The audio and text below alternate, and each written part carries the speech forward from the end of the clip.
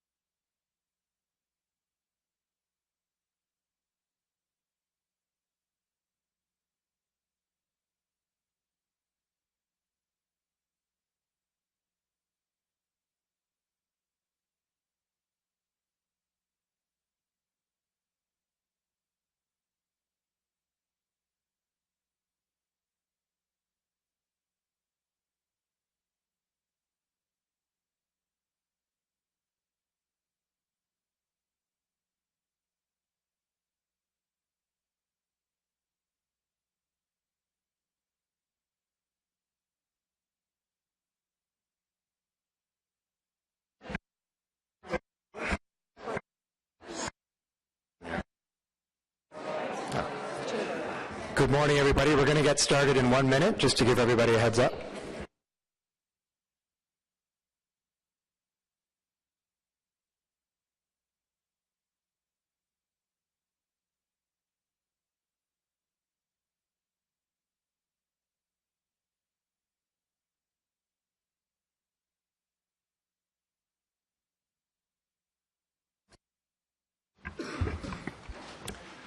Okay, good morning, everybody. Welcome to the second meeting of the Built Heritage Subcommittee in 2015.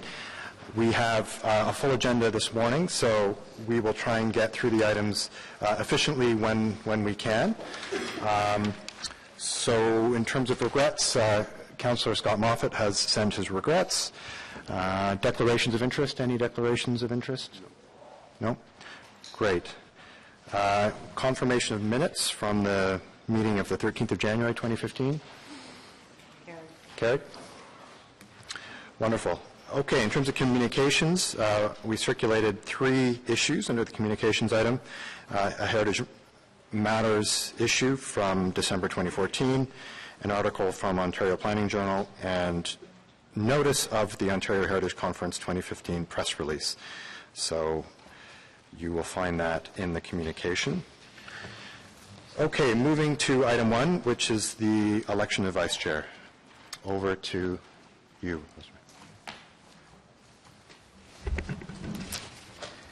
I'd like to open nominations for the position of vice chair for the 2014-2018 term. I'd like to nominate Barry Podolsky to be the vice chair. No. Do you accept the nomination, Member Podolsky? I accept the nomination. Thank you very much. Are there any other nominations for vice chair? Seeing none, nominations are now closed and declared Barry Podolsky as vice chair. Congratulations, Mr. Vice Chair. Okay, moving to item 2, which is the Built Heritage Subcommittee terms of reference.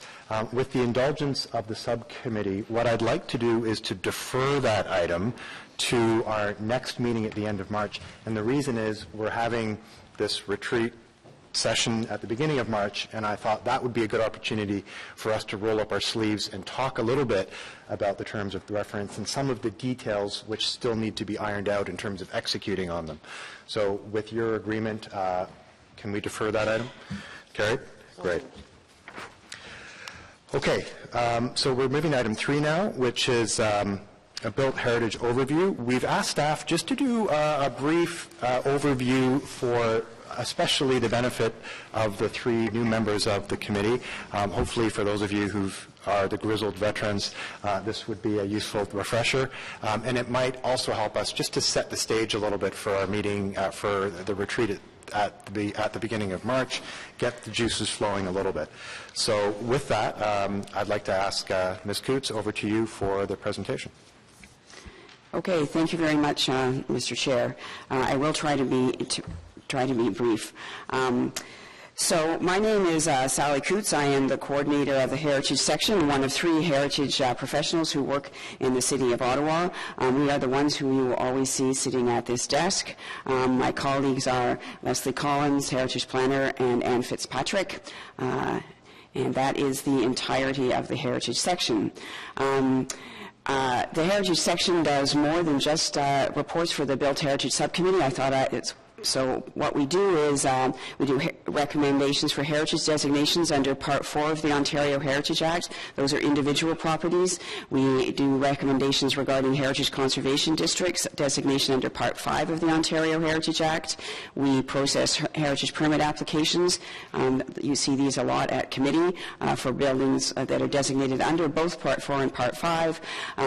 We also sign off the internal work of the section also involves signing off building permits for non-designated buildings that are on the Heritage Reference List, and we work with our land use planning colleagues on large projects that involve designated buildings, such as the Cathedral Hill project and now the Oblate Lands at 175 Richmond, and we have a heritage grant program. In addition, we present the Ottawa Architectural Conservation Awards, which will be held next Tuesday, to which you have all been invited, and we're very much looking forward to seeing you there.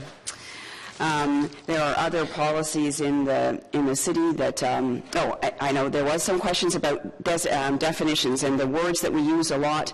There have been questions from the committee about what these mean. I'm not going to go through them, but all of the terms that you hear us use are defined terms within the official plan. So we're not the only ones who use these terms. So we have built heritage that includes buildings, structures, and sites, etc., and it can be buildings, groups of buildings, or any engineering works, etc. Conservation is defined as a broad range of activities that is used to identify, protect, maintain, and revitalize a property.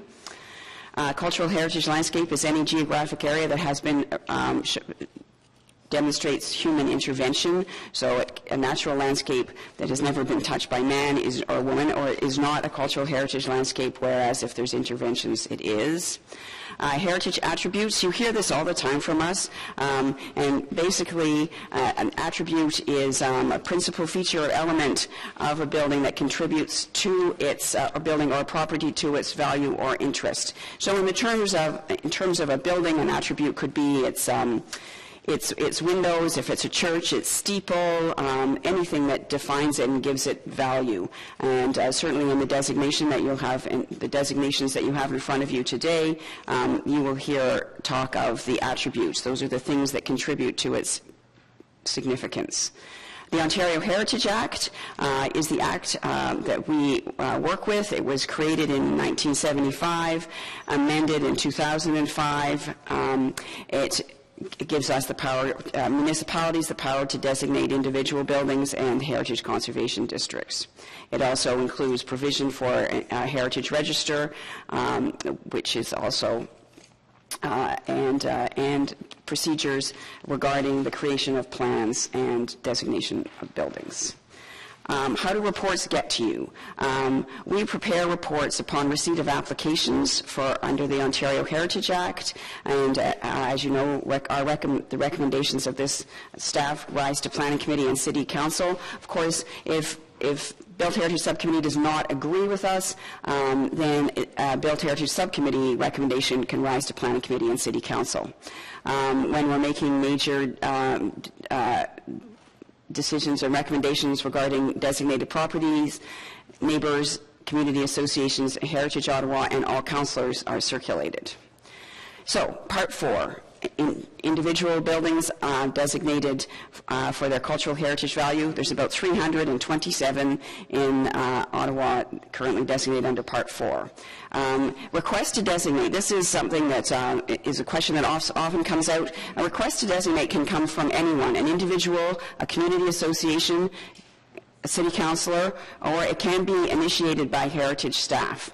Individuals who request designation often talk to us about the significance of their building, and there is now an application form for individuals and community associations to complete prior to, as their request for designation.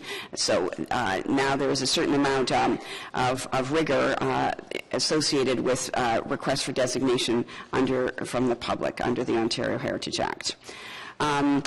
How do we decide whether something has significance? Ontario Regulation 0906 prescribes the criteria that a building or property has to meet to be designated. So it has to meet one or four of the criteria in design or physical value, historical or associated value, and contextual value. You will notice in your reports on designations we always include 0906 to remind the reader of the criteria that we work with. All of our designation reports, you have two in front of you today, will include recommendations, staff recommendation, information regarding the cultural heritage value of the property, a heritage survey form, which is the form in which we place all of the findings of our research. This is not a final document. Frequently they are updated after the designation if we find new information. So it is an information form that is part of the record.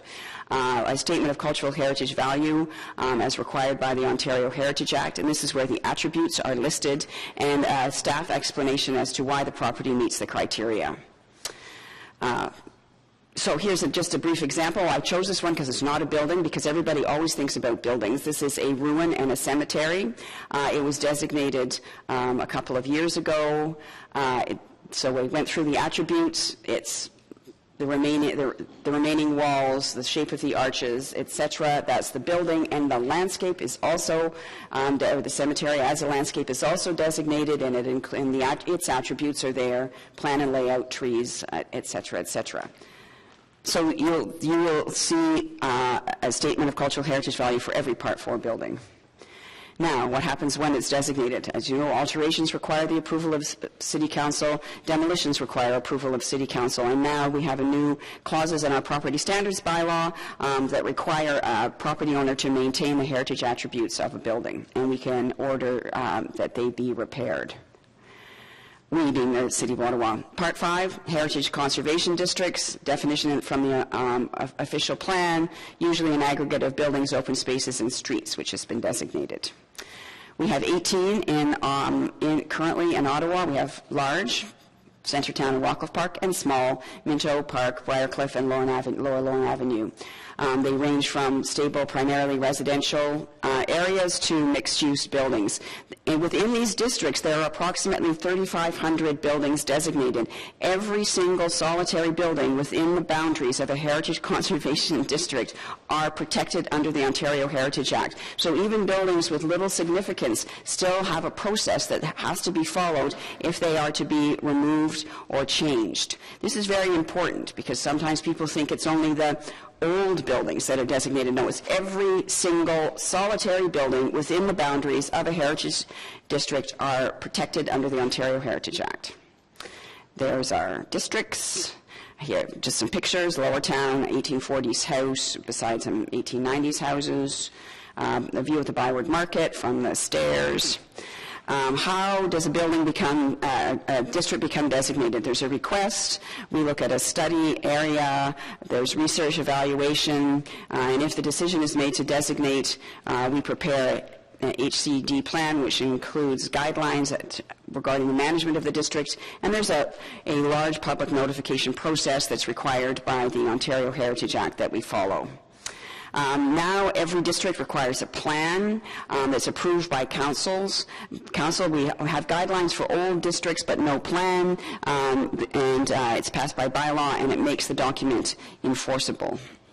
Plans have to include, this is from the Ontario Heritage Act, so when we're dealing with districts, and you see a plan, these things have to be there. They're just required. So objectives, the cultural heritage value, the attributes of the district, policy statements, etc., etc. That your role as the Built Heritage Subcommittee in districts is when a report comes forward, this is your minimal role, there's more that can be done, is the report that this meeting at Built Heritage Subcommittee is considered the public meeting under the Ontario Heritage Act, and you make recommendations to Planning Committee and City Council, and you can hear public delegations. So the process is the same as with any application. So what happens when something is now designated? Alterations, all alterations to buildings, or almost all, within districts and individually designate require the approval of City Council. Demolitions require the approval of City Council. The official plan requires that public works in heritage conservation districts must respect the character of the area. Some heritage conservation districts have zoning provisions that regulate location of additions. And as I mentioned before, there's now a property standards bylaw regarding designated buildings. Many of the applications you see in front of you are new construction in heritage districts. So what we look at, the questions we ask are, is the building to be altered, highly rated, a highly significant building within a district? Does it contribute to the character of the district? Or if it doesn't, should demolition be approved? If it's proposed, does the building meet the design guidelines that have been approved by council? Does it meet other heritage policy? And has the community been consulted? The challenges of alterations in heritage districts or for individual properties is that sometimes the goals of the property owner and the community may conflict. It's not a very good sentence, excuse me. Consideration of heritage value. In a district, sometimes an individual building takes over. You have to balance the needs of an individual building and building owner over the needs of the entire district. And some of our older heritage conservation districts don't have heritage plans, and so it is difficult to have standards against which to measure interventions to the district. City has other heritage planning tools. The heritage overlay, you often hear people talk about the heritage overlay. It's part of the zoning bylaw. It is not a tool of the Ontario Heritage Act. It's a tool of the Planning Act. It has been applied to many designated areas, but not all, many Part 4 buildings, but not all, and some areas of special character. It has requirements regarding the size and location of additions and for new construction. One of the things that it requires is that if a building is demolished, it must be reconstructed, or a new building must have the same form and massing. But I want to stress that it doesn't mean that a replacement building has to be built. There is no requirement. The city can't require anyone to build a building, but if a building is if there is a replacement building, it must meet the heritage overlay. And there's also parking incentives within the heritage overlay that allow property owner to supply less parking than the zoning bylaw. We also have the official plan. 2 sections deal with heritage, 2.5.5 and 4.6. These have the policies regarding this, just overarching policies that enable us to designate, etc., and then more finely tuned policies regarding cultural heritage impact statements and other tools that we use. We also have the standards and guidelines produced by Parks Canada, adopted by City Council in 2008, and we use them when we're evaluating interventions, and they reflect worldwide practice in heritage conservation. There's 14 standards. For example, one of them is recognize each historic place as a physical record of its time, place, and use. So these are very useful for us in assessing applications, but also for reading the standards and guidelines can help anyone understand the goals of heritage conservation globally, but also within the city. There's a provincial policy statement, which is part of the Planning Act. Section 2.6 addresses cultural heritage, and it states that significant built heritage resources and significant cultural heritage landscapes shall be conserved. So that is an overarching principle of the planning process in the province. And it also has 2.6.3 talk about the assessing alterations on lands adjacent to heritage buildings to make sure, and properties to make sure that the protected heritage property is respected. And that's it. Heritage in a very fast, I hope, 9.5 minutes. Wow. Thank you, Ms. Coates. That was very useful. I'm certainly open. I'm going to open the floor for questions or comments. We will, of course, have a chance to get into some of these challenges and issues in greater detail at our session in early March. That said, if there are any questions now for Ms. Coates, Mr. Vice Chair. That was an amazing 9.5 minutes, summarizing, for me, like 40 years of involvement in heritage conservation in Ottawa. Yeah, I know you can. The only question is, this is so good, could this be just put up on the city's website? I know all the information is in other places, but maybe as minutes to this meeting, just have it up on the website so that people can benefit from it. Certainly, and perhaps it needs a little polishing. We are in the process of fixing up our heritage, the heritage section of the website, and we can ask that it be put up. It's now in both languages. Thank you for the suggestion. Wonderful. Well, with that, thank you very much again for the presentation. We'll move on to our next item then, which is item 4 on the agenda, which is the designation of Broadview Public School at 590 Broadview Avenue under Part 4 of the Ontario Heritage Act. So how we're going to proceed with this item is we're going to ask Ms. Collins to give us a brief presentation of this item. Then we have a number of public delegations which would like to speak to this. So we'll call the public delegations up afterwards, and then there'll be an opportunity for discussion amongst the subcommittee. So first, Ms. Collins, over to you, please.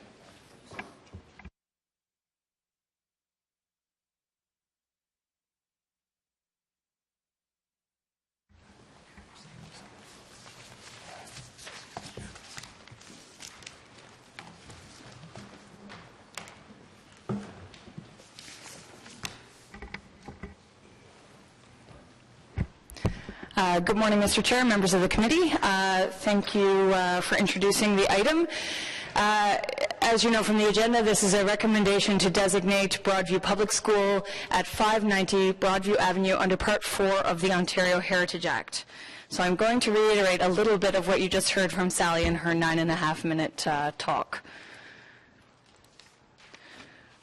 The subject property is located at the intersection of Broadview Avenue and Dovercourt Avenue in the Highland Park neighborhood in West Ottawa. The Ottawa Carleton District School Board owns a large property that includes both Broadview Public School as well as Nepean High School to the north. So the two buildings make a large campus that takes up a whole block.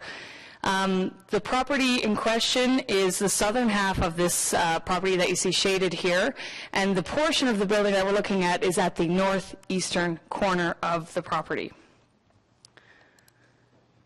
This photo here, it's a little difficult to see because of the lights, but we are recommending through this report the designation of a very small portion of this existing building.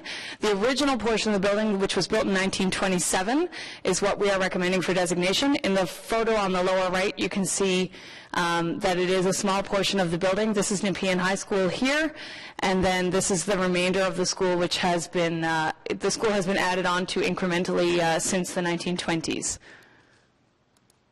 This is a historic photo courtesy of Professor Bruce Elliott from Carleton University, circa 1933, of Broadview Public School.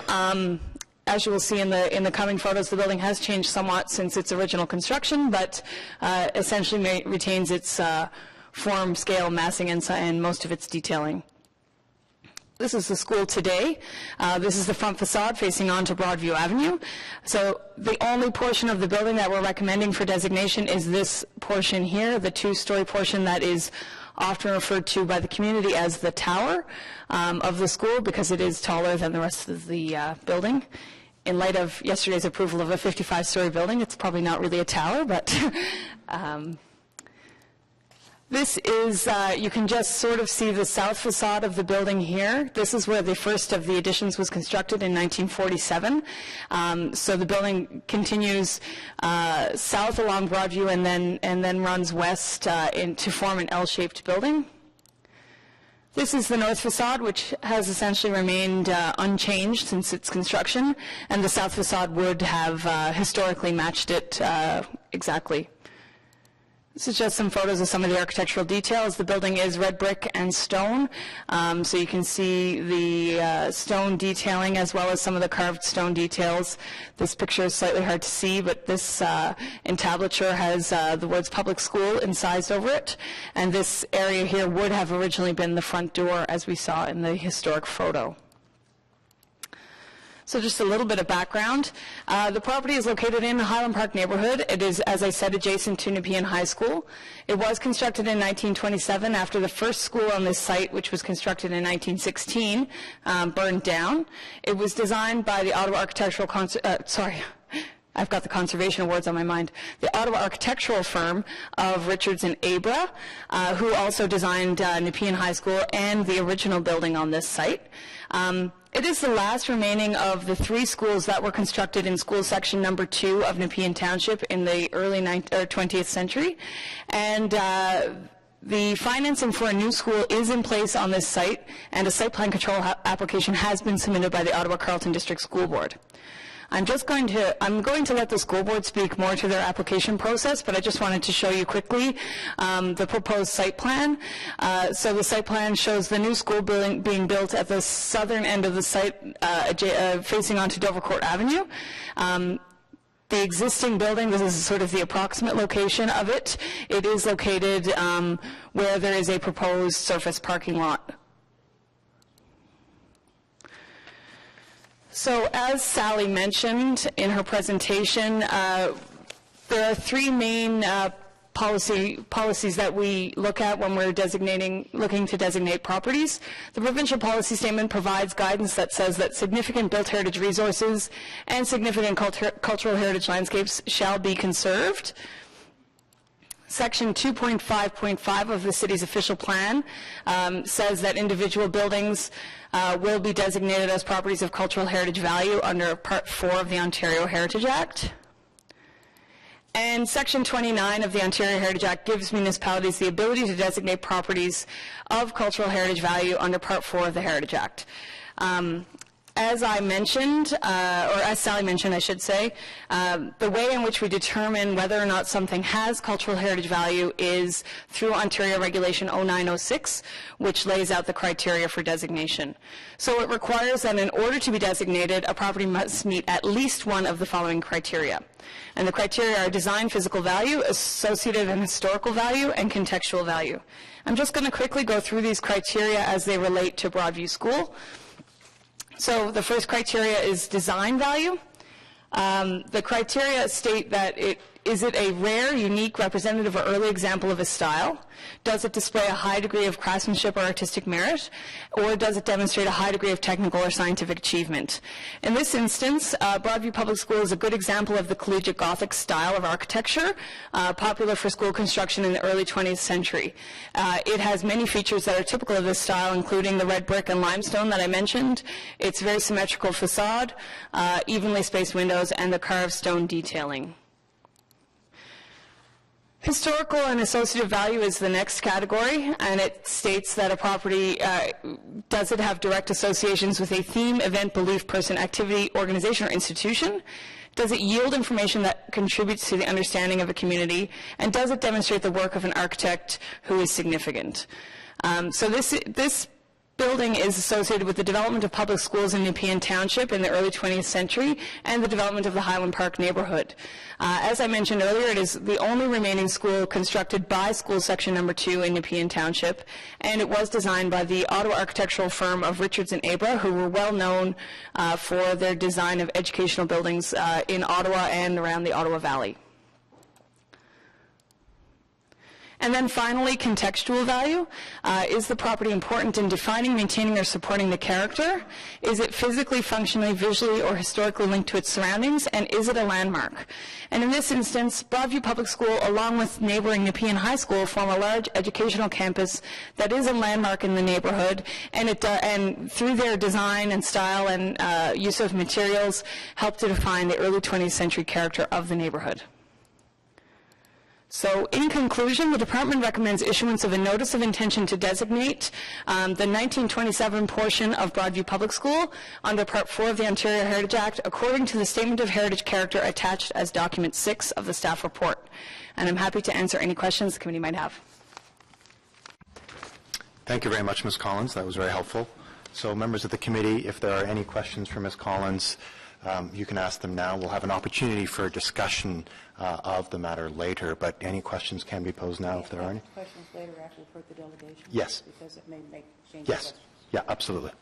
Okay. Ms. Collins, if you can maybe wait, and we'll come back to you later. So now in terms of the public delegations, we have 10 speakers on the list, and members of the public, when I call you up, if you could please come forward. There's a chair here just to Ms. Collins' left. And you can take the microphone. We're going to ask, and we ask all the time, that the oral submissions are limited to 5 minutes. So I will just give you a polite reminder when the 5 minutes is up to please wrap up. And so I would ask that you please respect that time frame. So with that, we'll go through the list in order on my sheet here. So the first speaker is Laureen Chung.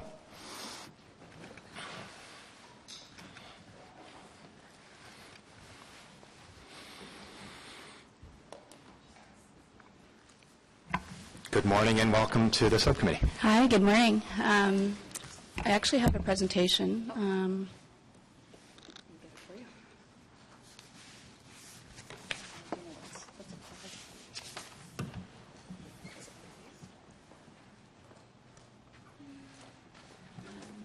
This one? That one? Can I have the... Yes. Just the... Good morning, Mr. Chair, and thank you to the committee for allowing me to speak. I appreciate the opportunity. Just a few words about who I am. I am a professional environmental engineer working with the federal government in the Chemicals Management Division, and I'm a Broadview school parent of 2 children, one of whom is located in the Broadview Tower. I just took this time out to speak with you today because this is an extremely important issue for our school community. I'm not part of the Build a Better Broadview Committee. I'm just an independent observer that has observed this dialogue unfold over the past number of years. And just as a note, I do appreciate heritage conservation, and that's one of the reasons why we live in the neighborhood that we do. So as was mentioned previously, the school was built in 1927.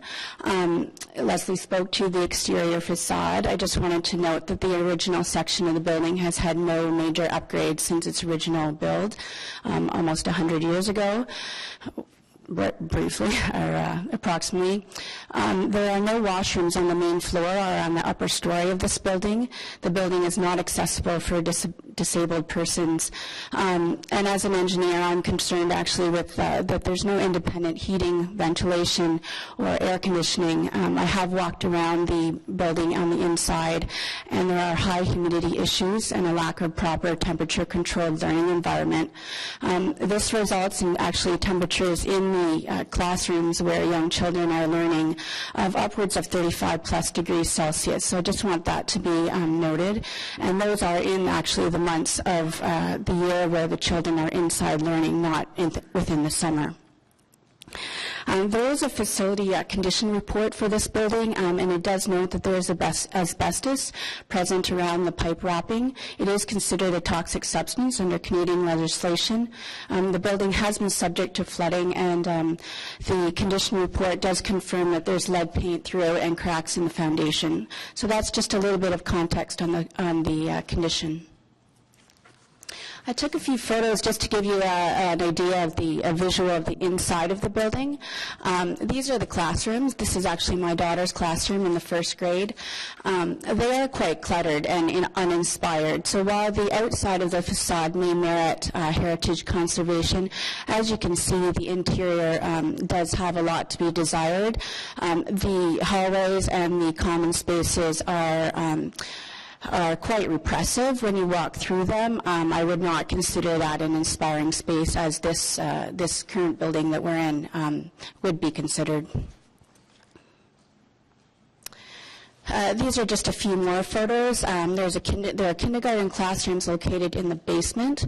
There's no proper storage space, high humidity, no proper HVAC, and the hallways, and there's a picture on the right of a makeshift teacher prep space that is actually very, very dark and not appropriate for a proper learning environment.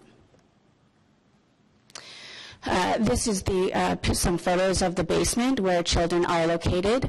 The doorway on the right leads to a kindergarten classroom, and the actual photos on the left, you would think that they wouldn't be being passed through by young children, but they are. So they are areas that I would consider actually not appropriate for children to be learning in. So where are we today? In March of 2014, last year, after about 10 years of effort from parents and school board officials, teachers, administrators, and politicians, Broadview was awarded $15.4 million for a new build. The school capacity is for 792 students. This provincial money is for a new school build and cannot be used for the renovation of an existing building. So we are on a very tight timeline. Ministry approvals of the new school are expected by April 15, 2015, before the contract tendering process is complete. The general contractor and architect need to complete the final design by next month. And just as 2 notes, I personally and many other parents I have spoken to, we do not support affecting the Broadview rebuild project in any way. Based on this heritage designation, we do expect the new school to be built on time, on budget, and at the current approved size for the approximately 800 students. We also do not support having any students in the existing Broadview Tower after the rebuild is complete due to the learning environment. Thank you.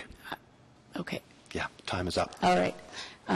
So those are just considerations and the recommended path forward, just to allow for possible exterior heritage, but we do not support the interior of the building being designated, and we would request that the parking lot be reduced by the equivalent footprint of the building to compensate for green space. Thank you. Thanks. Thank you very much for your presentation. Much appreciated. So next on the list is David Jeans. So, Mr. Jeans, I'd ask you to come up to the front. Yeah.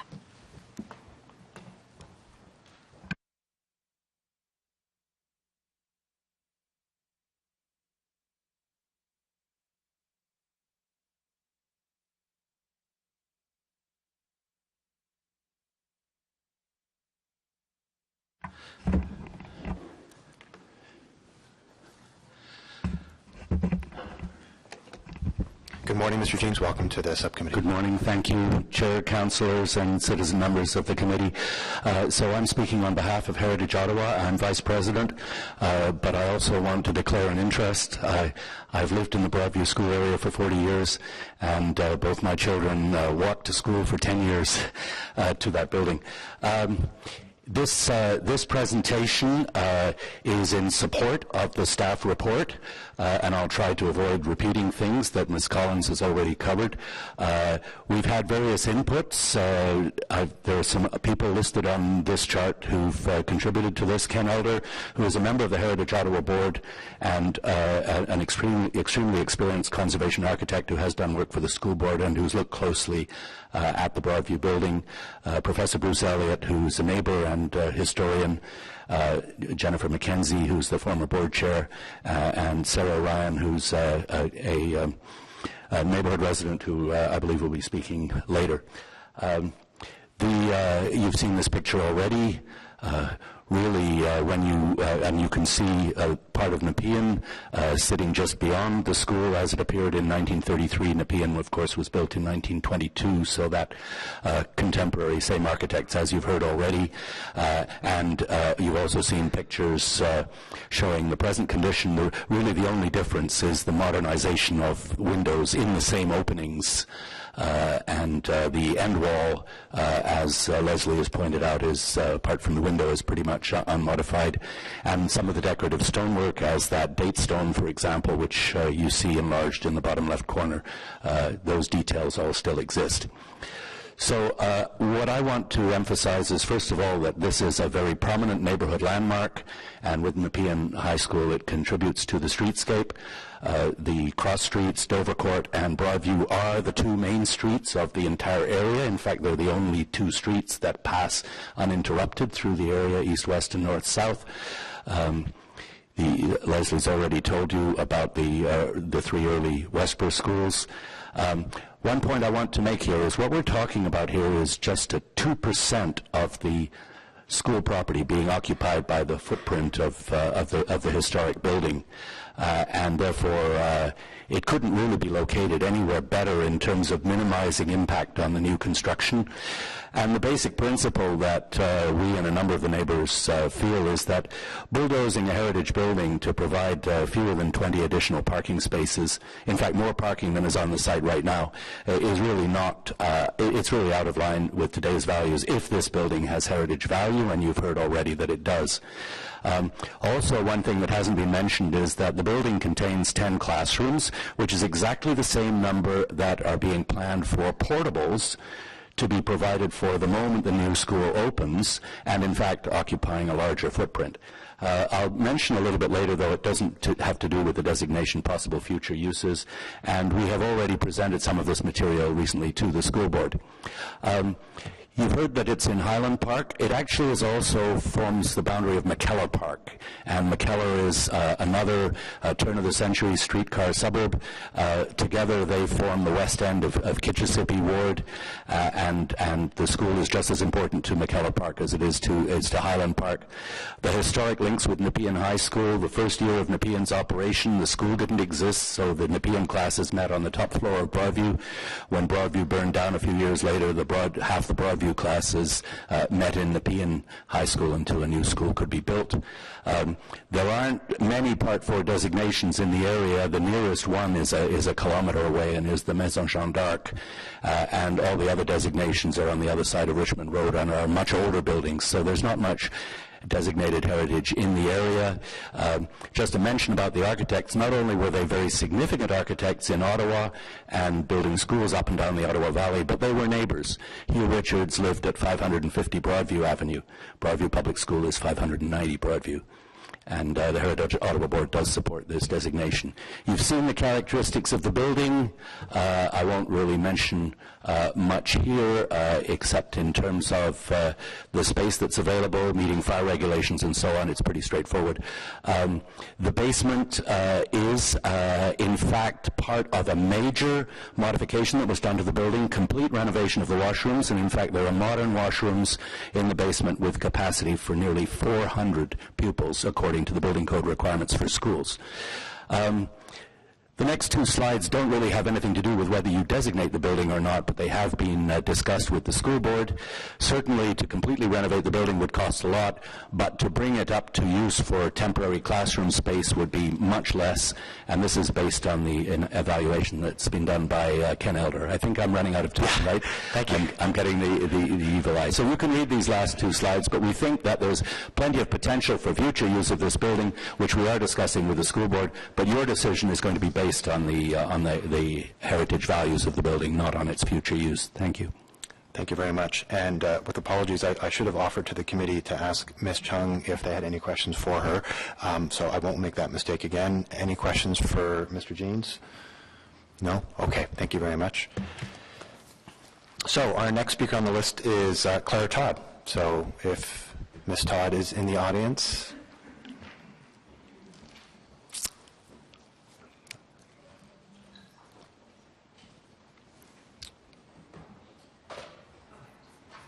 Thank you very much for joining us. Good morning. I hate speaking in a microphone. I'm just going to bring my presentation up, just my own notes, because I couldn't print them this morning, which was exciting. My name is Claire Todd, and I feel like a newcomer when I hear some of the credentials of people in the neighborhood, but I've been a Broadview parent for 5 years, and I've lived in McKellar Park for 12. And I was the chair, a chair of Broadview's Parent Council for 2 years, from 2011 to 2013, and I was also involved in advocating for money for Broadview to be rebuilt. But I want to say today that I'm speaking as an individual. I do want you to know that the Broadview rebuild didn't start as a rebuild. There had been no significant investment in the school since 1976, and previous parent council chairs worked with our trustee to advocate for the renovation money to address the school's failing infrastructure. But it seemed that year after year the funding was diverted to projects that were more needy.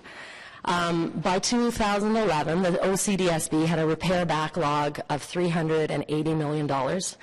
And in 2012, when we started pushing for the renovation funding that we hadn't received, Broadview had reached a point where it required over $8 million in urgent, critical repairs. And that's sort of the point where the rebuild started, the renovation became a rebuild.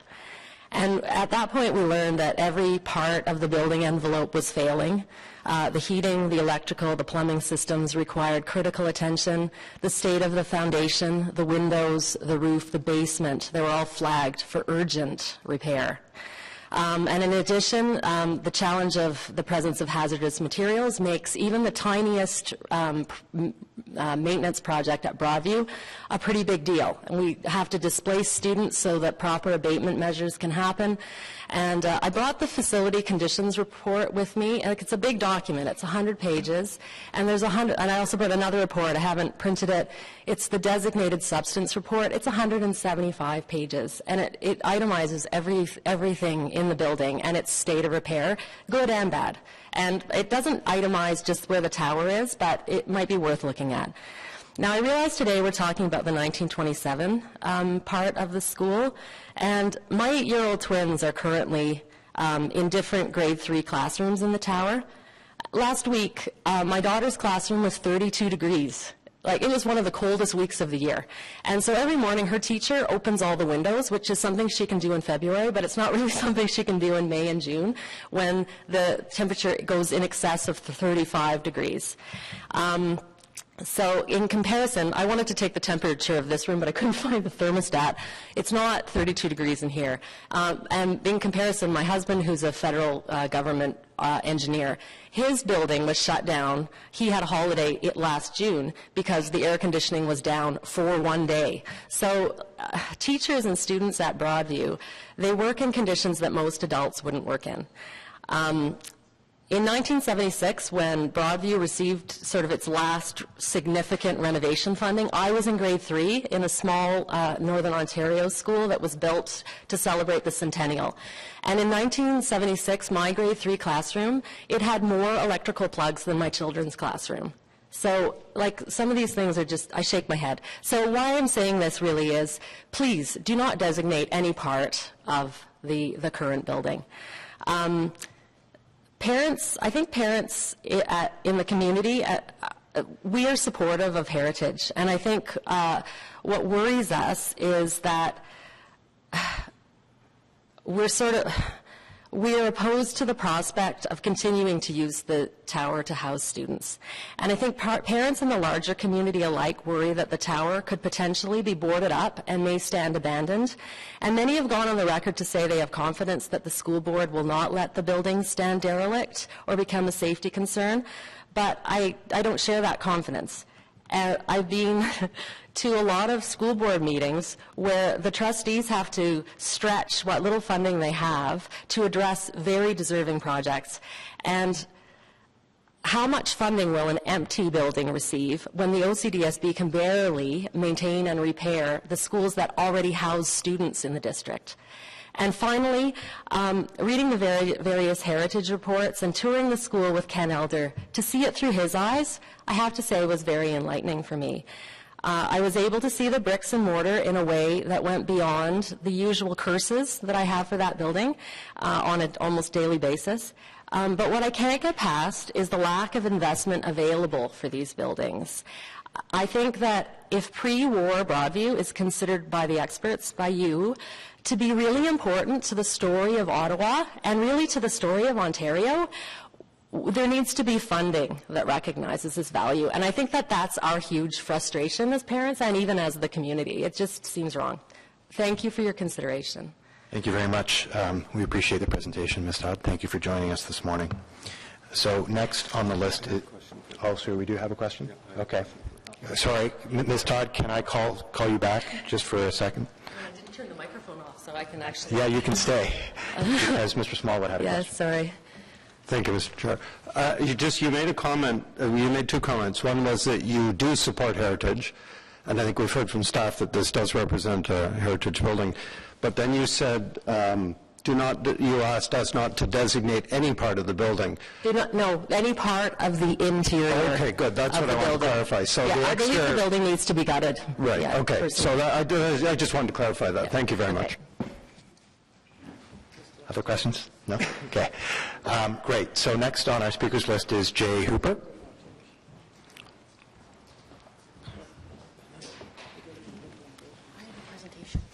Excuse me, Mr. Chair. I just wanted to clarify that the interior of the building is not being proposed for designation. I should have said that in my presentation. Sorry. Is there any way I can control it? Thank you for the clarification.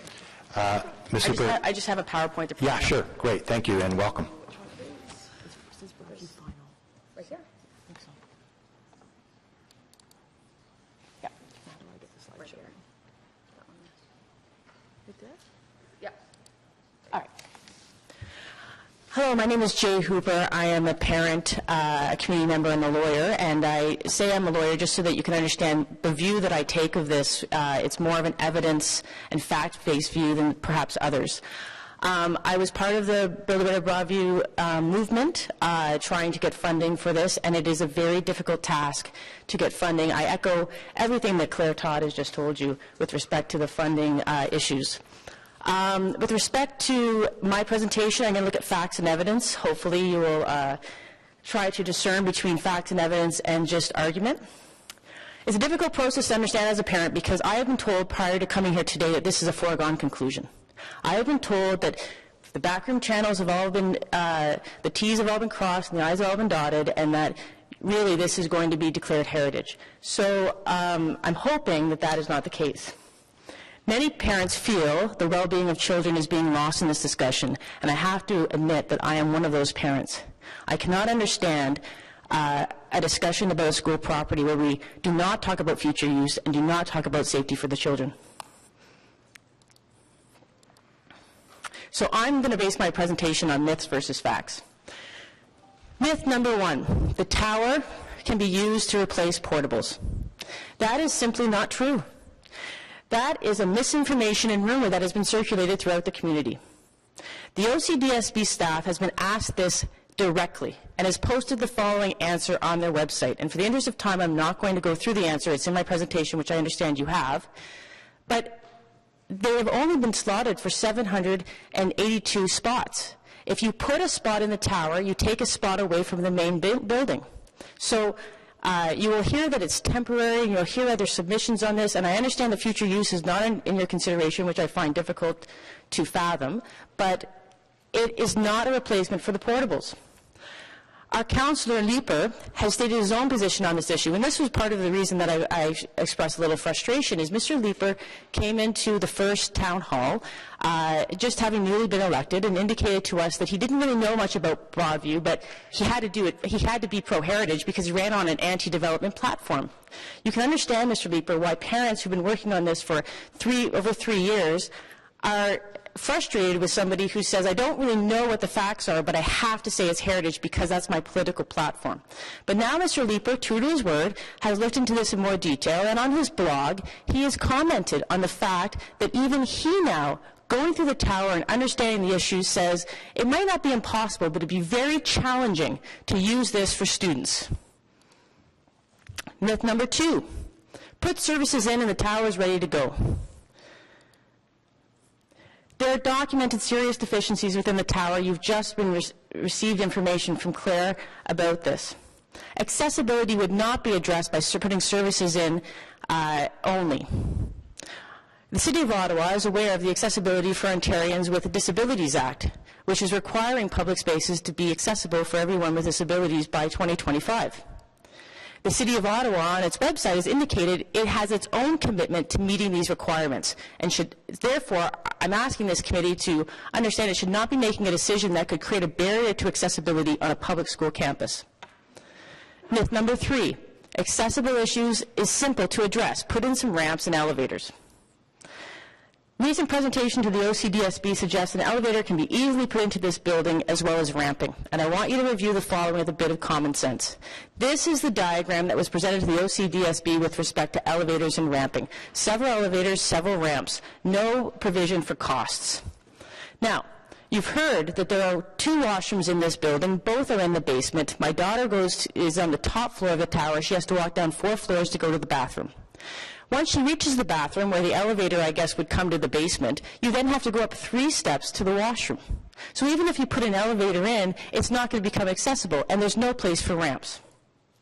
You've already seen this picture with respect to Ms. Chung's presentation. This is the hallway between the washrooms. I don't have a tape measure there, but I can tell you that there's no wheelchair that's going to fit between the hallway between the washrooms. And that is an electrical panel and solid structure of a wall that would not be easily widened. So this is not a building that's going to be made accessible. And if you still don't believe it would be cost prohibitive to make this building accessible, go ask your own experts. The City of Ottawa employs building experts that can look at this and give you an estimate. The OCDSB estimates $4 to $5 million just to make the tower usable by anyone. Just to make it usable by the first student, it's $4 to $5 million. That estimation does not include an elevator. That brings me to myth 4. The OCDSB can fund Time is renovations. up, so I'm just going to have to ask you to wrap up. Okay. Yeah. You've heard about the capital issues. I have evidence on my PowerPoint presentation about the issues with respect to it. I leave you with one thing. This is not the end of the discussion with respect to the city. If you feel that you need to have some personal investment in this decision, understand your own potential liability. If you grant heritage status without any future use and this becomes a derelict building, my submission is that the City of Ottawa could be found potentially responsible if anyone gets hurt. Thank you very much. Are there any questions from Ms. Hooper? Do you want to just wait and see? There may be questions, Mr. Smallwood? I appreciate your concerns as a parent and your concerns about the future use of the school, but I think, as you know, that's not our responsibility. What we're looking at is whether or not it should be designated heritage. You didn't touch on that subject, and I wondered whether or not you believe this building does have heritage merit, because that's what we're here to discuss. Well, I have a big problem with that, because I honestly don't believe that without any future use you can distinguish something that has heritage. If you are going to have something Ms. Collins also indicated that all that has to happen is that the building has to be made safe, the roof has to be maintained, and it could be boarded up. That is not what anyone in this community wants. I have put in my end of my presentation a proposal, an answer to your question. If you feel this is heritage and that this warrants heritage, give it temporary status. This tower decision doesn't need to happen until 2016. By that time, individuals can put whatever funding they need to put in to give a plan. But you are saying we don't have to decide future usage, we only have to decide heritage, and that's not our problem. The issue, sir, is that the City of Ottawa has had other planning issues where third-party liability has been put on against the City of Ottawa if that planning hasn't gone through. Just look at the ash trees that have affected third-party residents, and then they successfully sued the City of Ottawa for their planning issues.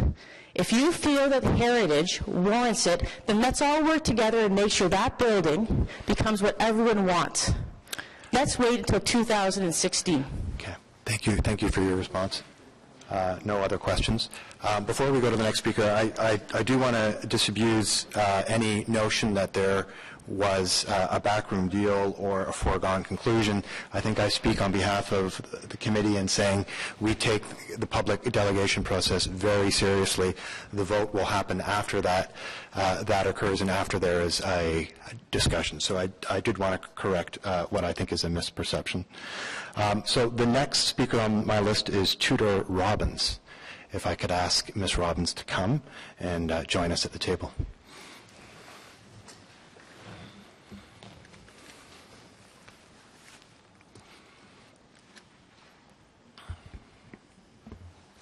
Good morning and welcome. Hi, thanks for having me. I also, like Jay, have a feeling that there needs to be more link between past and future when we consider these things, and so that may come out a bit in what I have to say. Just to let you know who I am, I'm the fourth generation of my family to live in the Broadview community. My great-grandfather actually built a large brick house on the corner of Kenwood and Hillcrest Avenues. It is ironically slated to be torn down very soon. I personally attended Churchill Public School, Maison Jeanne d'Arc, which was already mentioned as a designated building in our neighborhood, and also Broadview and Nepean High School. My children currently attend Broadview, and we live in a home that was built in 1927, so the same time as this building. And so I really love these old buildings. I would say I have a fairly broad perspective on and affection for this neighborhood. This is a neighborhood I chose to live in, and this is the type of neighborhood I've sought out whenever I've lived in other Ontario communities. And I do that because these neighborhoods are vibrant and special. For nearly 2 decades, the approach to new school construction in our province has meant these neighborhoods have been starved of one of the biggest contributors to the vitality of core heritage neighborhoods. That's functioning schools that meet our students' needs. They simply haven't been maintained, and there's been an active policy against rebuilding and replacing them in core neighborhoods across our province and in our city. So when a group of dedicated parents set out to convince all levels of decision makers of the need for a rebuilt Broadview, it was only partly because of the inaccessibility, the dangerous materials, and the restrictive learning conditions in our particular building. There was also a bigger message. We thought that if we could fight hard and pave the way, maybe other ours and other older core neighborhoods could be kept alive and revitalized. We really wanted to make a difference and to protect our older neighborhoods and give them what they needed. So, many times over the last weeks and months, I've heard and read the sentiment, how do we protect and keep our neighborhoods alive if we throw away our past? But my really belief is that a more pressing question right now is how do we keep these neighborhoods alive if they can't support the present and future generations? I fear a restrictive heritage designation for the tower portion of the existing Broadview building will be enough to hamper the very fragile, political, and sensitive rebuild process. So anyone who's followed this process from the beginning knows that calling it a 2 steps forward, 1 step back scenario is optimistic in the extreme. The core group of people who fought so long and hard for Rebuilt School, for our students and for our neighborhood and our community, have done so by struggling to understand convoluted processes, attempting to follow unclear procedures, and by weaving and dodging to clear one unexpected obstacle after another. And there have been many times when we thought we were there, only to find we weren't. And so today we're still being told we're there, and we're being told this that we're looking at today has nothing to do with the rebuild. But considering there are no shovels in the ground, you'll forgive us if we're not quite ready to believe it. We do fear that additional delays and complications could cripple or even kill the rebuild process. It was challenging to get even the current budget allocation of approximately $15 million for a new school, and that is not giving us a gold-plated facility or one that meets every single item on our wish or needs list. And with every month that goes by, that $15 million is worth less. And so we're really concerned that given that a new school is vital to keeping our historical core neighborhood vibrant and growing, I would just ask all of you to carefully consider the impact of any restrictions and cost that accompany heritage designations and different levels of heritage designations. Because what we don't want is for this building, or parts of it that maybe are not worthy of heritage designations, to be named heritage and ultimately harm and cost our community because we lose the thing that we need to keep us growing and alive. And so I believe, again, the exterior, yes, there may be arguments there, but for those who have said that the interior is a disaster, it's worse than a disaster. I do not want my child in that school. It is not a suitable learning environment.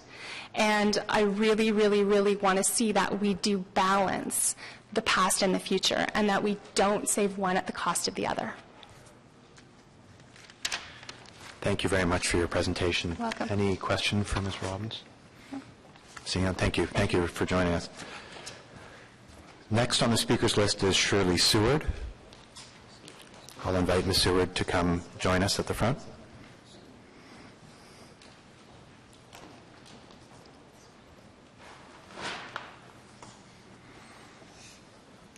Good morning and welcome. Good morning, Mr. Chair and councillors and other members of the committee. My name is Shirley Seward, and I am the chair of the Board of Trustees of the Ottawa Carleton District School Board. I'm very pleased to have been given the opportunity to speak to the city's Built Heritage Subcommittee as you consider a designation of a portion of the Broadview Public School. I would first like to tell you that the committee members that as the owners of significant real estate across this city, the OCDSB does understand our role as a public body in maintaining these properties to the benefit of all the people of Ottawa. We consider ourselves good stewards of the schools and buildings we own and value their place in the city. Wherever and whenever we feel it is possible and prudent, we have preserved and enhanced our buildings for use now and for years to come. We are, however, first and foremost, a school board mandated to meet the needs of our current and future students. In the case of Broadview Public School, the school community and facility improvement needs were assessed to be significant enough that we have been granted the funding to rebuild the school in its entirety on the current site.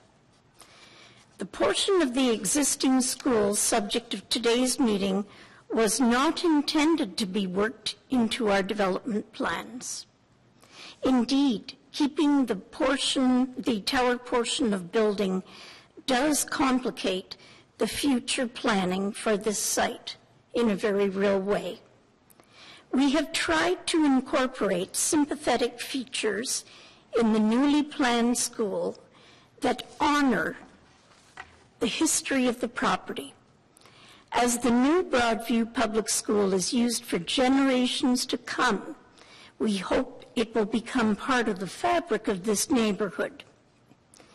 Today, we seek to understand if this committee feels that this portion is truly representative of a unique example of this form of architecture in the area, or an iconic component of the built heritage. The Ottawa Carleton District School Board respects the work and the opinion of this committee and will honor its decision in this matter.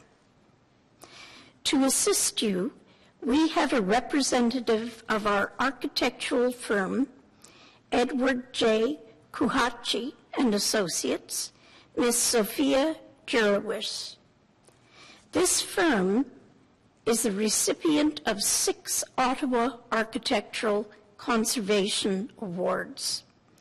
Sophia will provide a brief presentation on the project and can address any questions that you may have. Thank you for your consideration. Thank you very much, Mrs. Seward. We appreciate you coming out. Before we move to the architect, I'm going to open up for questions. Mr. Leeper, you had a question, please. Ms. Seward, thank you for that. There are, I think, approximately 90 parking spots that have been proposed for the site.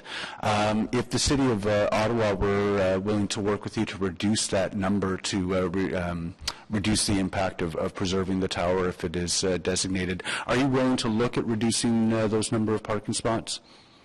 Councillor Leeper, we are willing to go back to the drawing board on any of the issues that we have been discussing, and we are aware of that concern. Thank you, Councillor. Any other questions? No? Thank you very much, Ms. Seward. And I guess the timing is great because actually the next person on our list is Sophia Jurowicz. So I'd ask Ms. Jurowicz to come to the front and join us.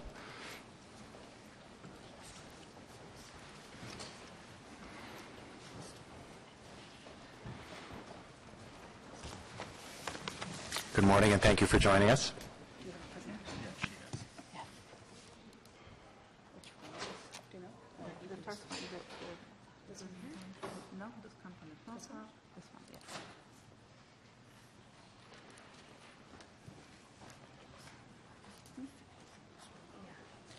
Okay. The front, how does it work? That just click to go forward? Okay, so I'll try.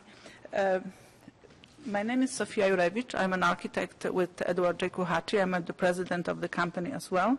And I would like to thank you for the opportunity to talk about our design as it relates to the heritage issues.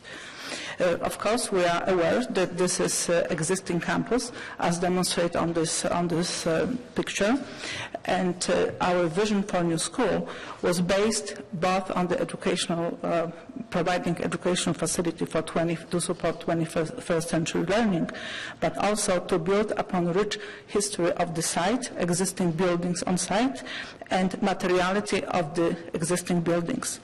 But we also recognize that the new way of learning requires spaces for the numerous outdoor activities, and also the fact that there will be more than 800 students off site needs major improvements in both the pedestrian circulation as well as the traffic.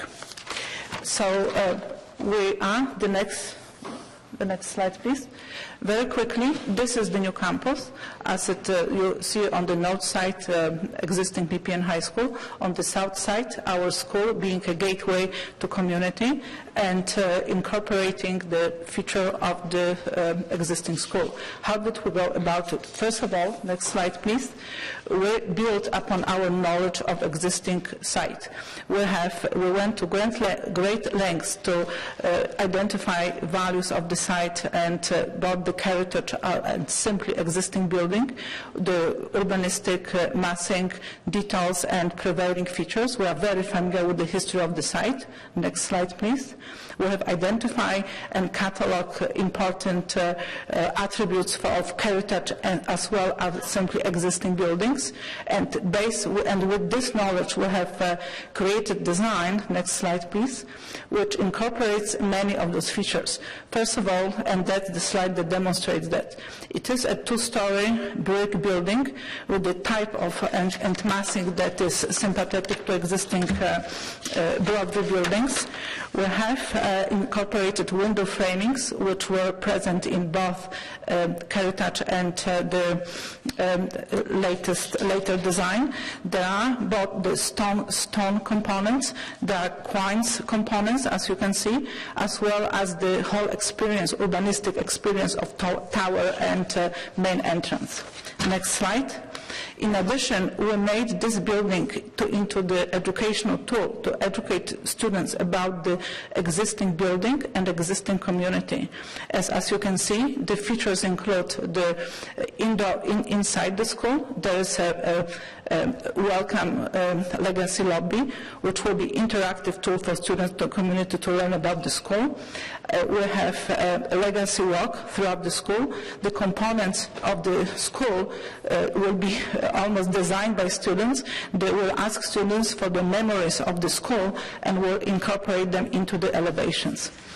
You can see that, next slide please, that this welcome legacy space will include also and that might be not very well visible, but here, this is your public school. This is a physical component of the existing building. Here, the public school component, as well as some quoins and the brick components, as well as interactive multimedia type of the presentation and learning for the students. So, in conclusion, we are very well aware that on this site there are two buildings, Nepean High School and Broadview Public School, designed by the same architectural firm in the same style.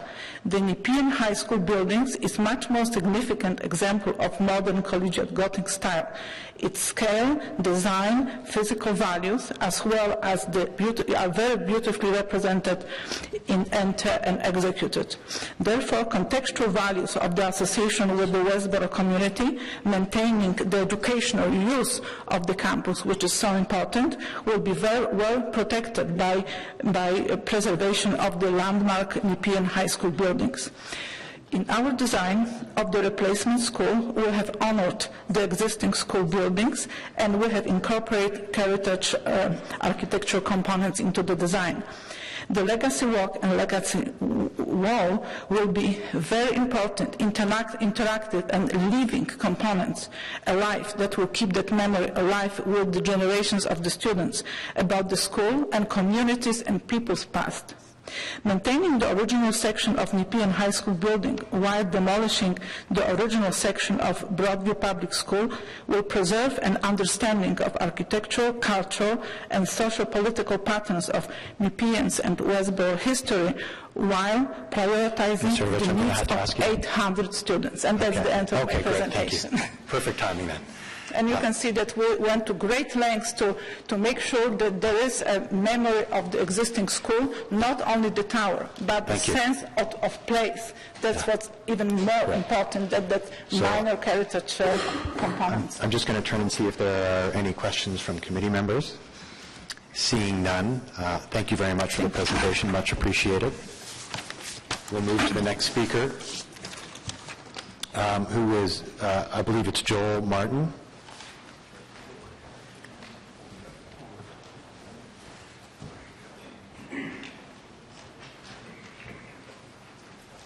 Good morning, Mr. Martin, and welcome to the subcommittee. Unusually for me, I will take a break from the presentations. I just have a couple comments. First, good morning, Mr. Chair, and thank you very much for having us here today. As you can tell, this is very important to the community.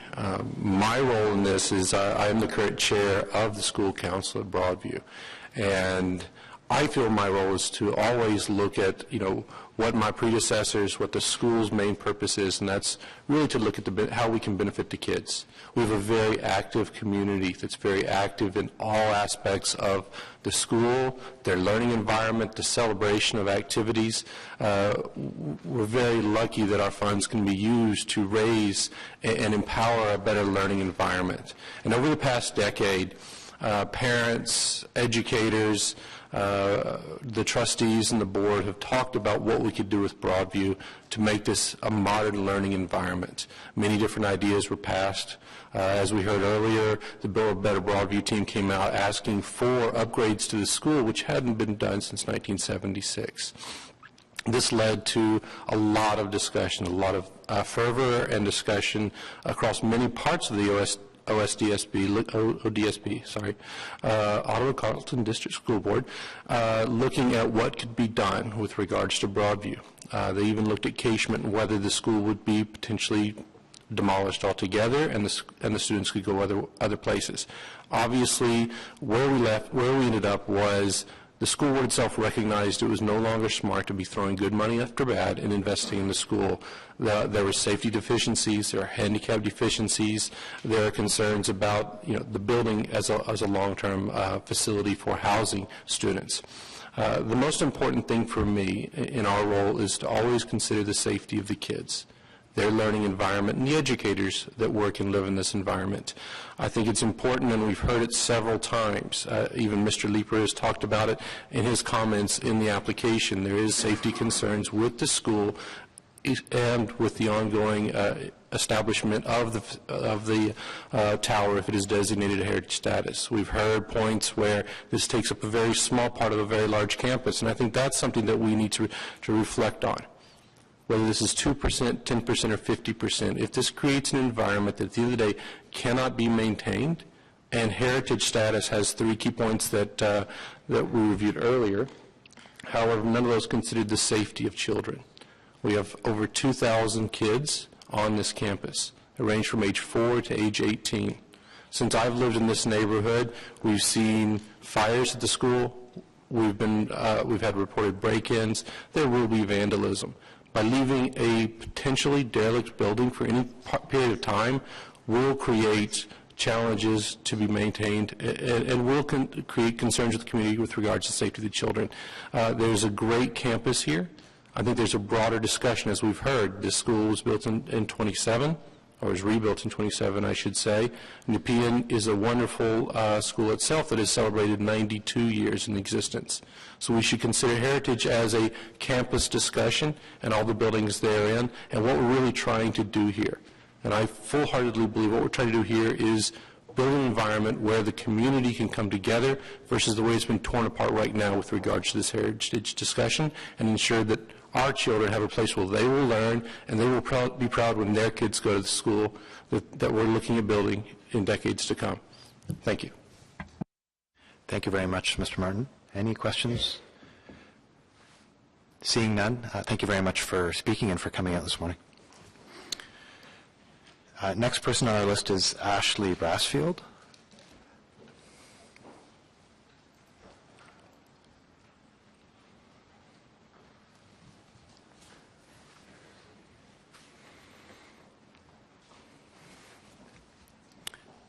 Good morning.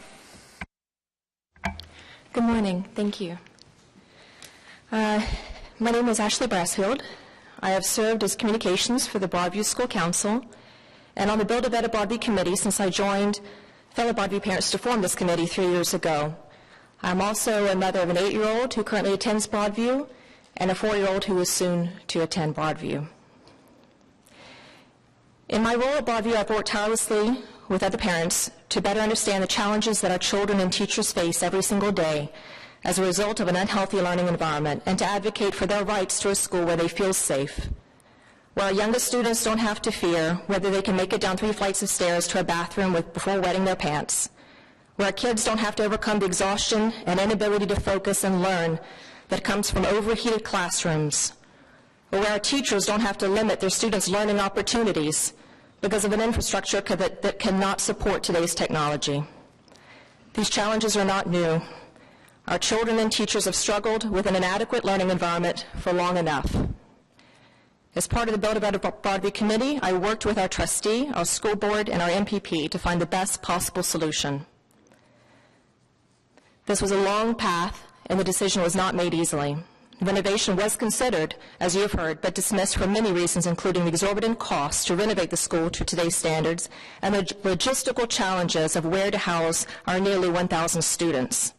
The decision to rebuild Broadview was made by the board and the ministry as the best way forward for our students and our community. A very important and monumental decision that recognizes the need to once again invest in Ottawa core schools. The fact that our community received the funding to build a new school opens many doors for not only our children but also our community. This is something to celebrate. Yet we are here, faced with a decision that is not focused on what is in the best interest of the children of our community and its impact on the youngest members of our society, but whether bricks and mortar should be preserved for the sake of heritage and posterity. The historic value of our society's infrastructure is very important, but the evaluation of its true value should never be made in isolation, without full consideration of its purpose and its impact. And so it is incredibly disheartening that after years of working for a better environment for our children, the very people who have the power to enforce designation of the tower have no accountability to provide funding to ensure it is a safe and appropriate learning environment for the educational needs of our children today. No accountability to ensure that if left vacant, it does not pose a safety hazard to the hundreds of young children who will play all around it and quite possibly in it, and no real plan for its future. Our own city councilor, Mr. Leeper, who supposedly represents the best interests of our community, is more intent on supporting his campaign platform than supporting the nearly 1,000 children at Broadview, not to mention the thousands yet to be impacted by his decision. You say, Councilor Leeper, that you're confident that designation of the tower will not impact the rebuild of Broadview, yet you have no say in what the board does with its property, and you back a decision that not only delays the rebuild, but if designated, could force the board to draw from its already limited funds to restore the tower, a decision that most definitely impacts the size and caliber of the new school.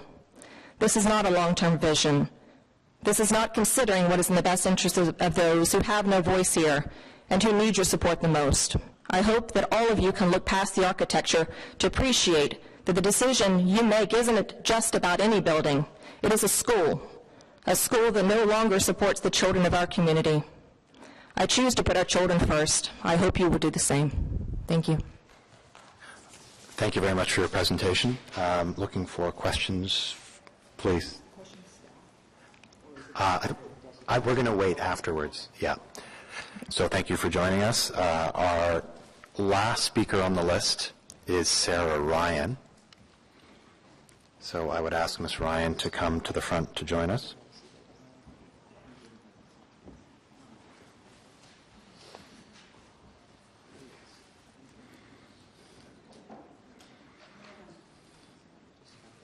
Good morning. Good morning. Hi, thanks for letting me speak. My name is Sarah. I have Ryan. I have 3 kids at Broadview, and I live in the neighborhood, and I am supportive of the heritage designation. I'm also a past school council member. I'm a professional geologist, and I do environmental site assessments and have done some designated substance work. I want you to know the reason I'm supportive of the designation is that the school is located at the top of the hill in the center of the neighborhood, and other than the Nepean High School, it's one of the only remaining community buildings in the area. It is a reminder among the residential homes of the neighborhood's history. It's representative of the neighborhood's past. It's a modest, small village school. It has charm. It is the last remaining school of 3 built by the old village, and it was designed by a local architect who lived on the street. The current plan is to demolish the building in 2016, which would be the 100th birthday of the original school building, which burnt down in 1926 on New Year's Eve after the caretakers stoked the coal furnace. There's a lot of history there that should be maintained. There's been a lot of arguments about the furnace now. The furnace is located in one of the extensions that would be demolished, and the school would get a new furnace. Flooding. If you notice, the building is built on the raised basement. Apparently, the old architect knew that you need to raise the basement in order to stop the building from flooding. Asbestos and lead. In this part of the building, it's minimal. These 100-page reports you're talking about refer mostly to the newer parts of the building, newer than 1926, that is. My son is in the top of the school building. He has a teacher who's new to the school, unaware of the controversy. And she tells me it's the best classroom she has. It's big. It's bigger than the other classrooms. It has big windows. She likes it. She's happy there. And it has heritage value. We have their own architect, the board architect up here, saying how much heritage value it has, that they have to put it into the new school. Meanwhile, we have a perfect example. We have the original thing standing right here, and we can save it. We can keep it in our neighborhood. It seems to me that the Ontario Heritage Act in this committee is in this place for this very situation, where the landowner has gone ahead and planned to redevelop their property without proper and full consideration of the heritage value. So I'm just going to say again that I am a parent at Broadview, I live in the community, and I'm fully supportive of the heritage designation. Thank you very much. Thank you very much, Ms. Ryan. I'm just looking to see if there are any questions from committee members. Seeing none, thank you very much for coming out. And since that's the last of our public speakers, let me just say a broader thank you to all of you. I know that coming to these meetings is never straightforward. You all lead busy lives. The timing doesn't make it easy for those who have work or other responsibilities. So we do really appreciate your interest and your engagement on this issue. So I want to turn back to the committee to give members an opportunity to ask staff any questions. Councillor McKenney. Thank you. And I just put holes in my mouth, so if you hear some clacking, it was that or a coughing fit. So I come to this meeting today, new on the Built Heritage Committee, and these decisions can be difficult to make. We hear from both sides, and contrary to anything said today, if there were any backroom deals, I certainly wasn't part of it. So I come here today with a very open mind. But I also, in terms of the heritage values of this school, this part of the school, I represent a ward that has a lot of old buildings as well, and a lot of heritage that we that we hold near and dear to us. And a lot of the kids from one part of my ward actually go to Devonshire, and which is outside of the ward, just over onto my colleague Jeff Leeper's ward, including my 8-year-old daughter who goes there as well. So Devonshire, I learned as I read this report, I was very proud to learn, shares the same design value, and probably a lot of the same concerns that I heard from parents today. Some of the kids are in the basement learning, and there is an elevator that has to be put in, and but I just wonder, offhand, do we have any schools in the urban core that we would be looking at designating heritage that wouldn't require some retrofitting on a pretty large scale? Is there, I think that, I go back to, and I'll just finish my question with a comment, I go back to every level of government, including us, including this level. We have a responsibility for investing in our heritage, investing in our infrastructure, and when we don't do it, things fall apart. And when things, start to fall apart, I don't like to see it become one or the other. We didn't invest, therefore, we have a lot of issues, but we don't save our heritage. So I'd like to just ask, offhand, and I don't know whether you know the particulars, but is there a school that we could be looking at designating heritage that wouldn't require some investment? Through you, Mr. Chair, I can bring the committee up to date also on schools that are designated. Muchmore Public School is a designated school built in the 1890s. It is currently having a very large addition built on it, and to bring it up to current standards and to accommodate all-day kindergarten. First Avenue Public School is also designated under Part 4 of the Ontario Heritage Act.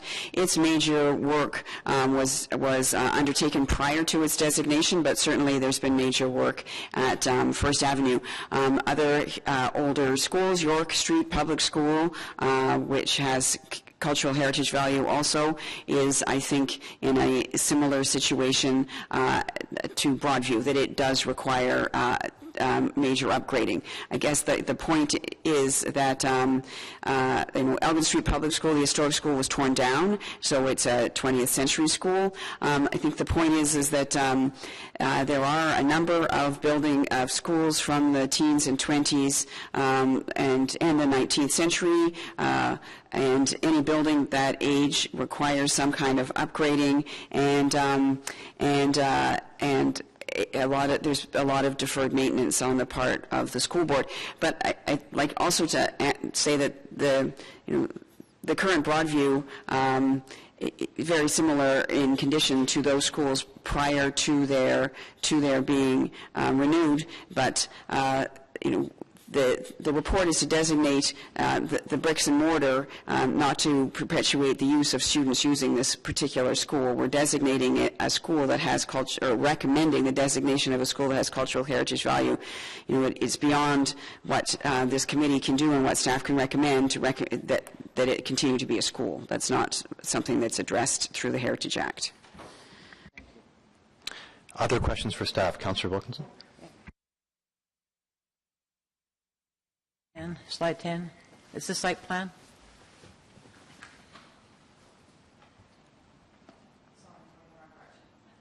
That's it. Okay. Just want to get it clear in my mind. You're designating the original old part, but there's been a lot of huge additions put on since then. And those additions are when you have those numbers circled up, where are those additions? Can you point them out in some way? Then they're obviously going to be demolished, I take it. Yeah. This is the proposed site plan through you, Mr. Chair. So I've only shown the approximate location of the original school, but what I'm going to show you is, I think, the aerial photo is probably more useful. So if you look at the top photo, so the portion in red here is the 1927 portion of the school. All of this are the various additions that have been constructed over time, and all of this is not included in the proposed designation. So again, on the lower photo, here's the portion that's proposed for designation. This is all of the remainder of the school that could be demolished in the future. The proposed new school is located at this end of the site, facing onto Dovercourt Avenue. Does that help? Likely they're doing that so they can keep the school in operation until the new school is open. That happens often. That's the plan. So it's really a very small piece on the entire property. The second question that was sort of raised was the fact of the interior and its problems, which I think we've had some. I was on the library board when we started doing our library renovations. We ran into asbestos, all of those things. We have to deal with it.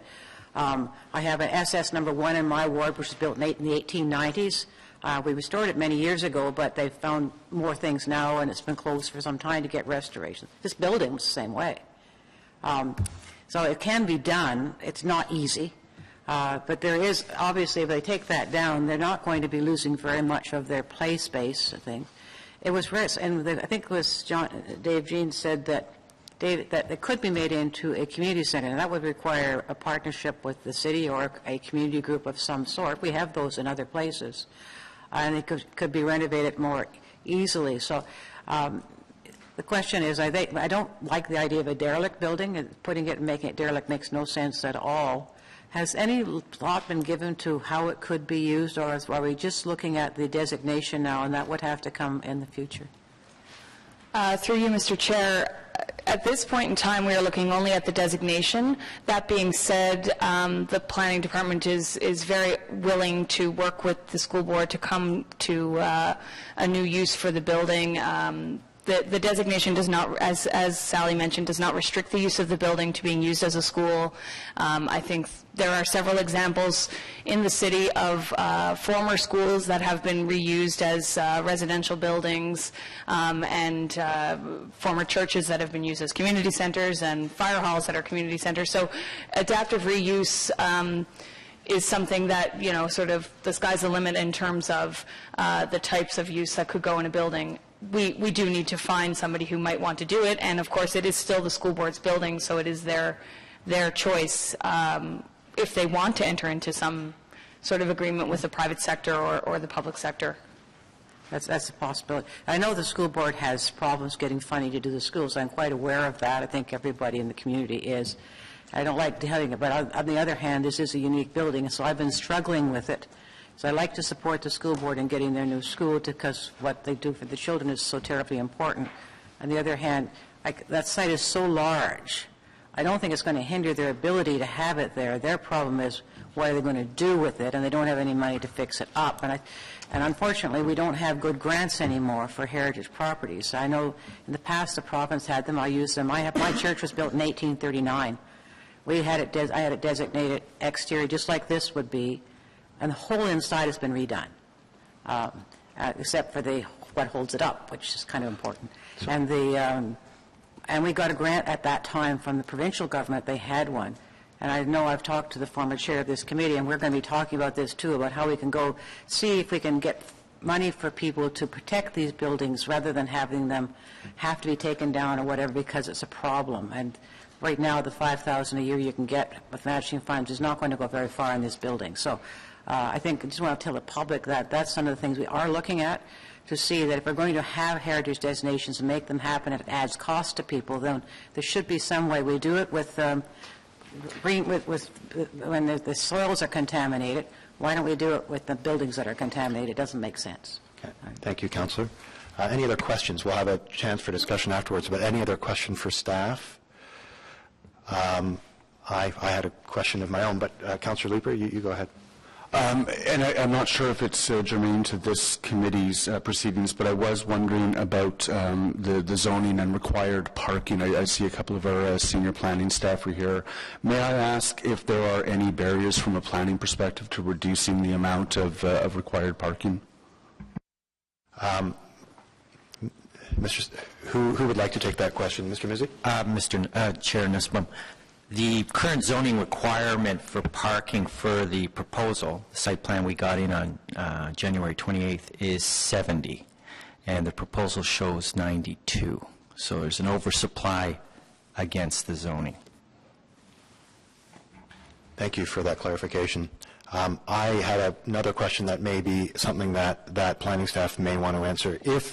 If this building were to be designated and if the board wanted to enter into some partnership with some other organization, from a zoning point of view, would there be the potential both to rezone this for other use besides a school, and if there needed to be property severance, would that be something that could occur from a zoning point of view?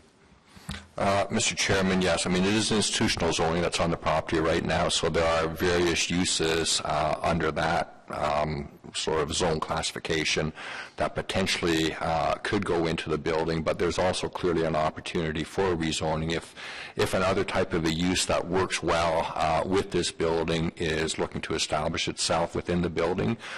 There's also the potential for severance to have it made available to a third party for their use and adaptive reuse into for another purpose. I mean, it was mentioned residential is always an option for these types of buildings, but that's not the only option.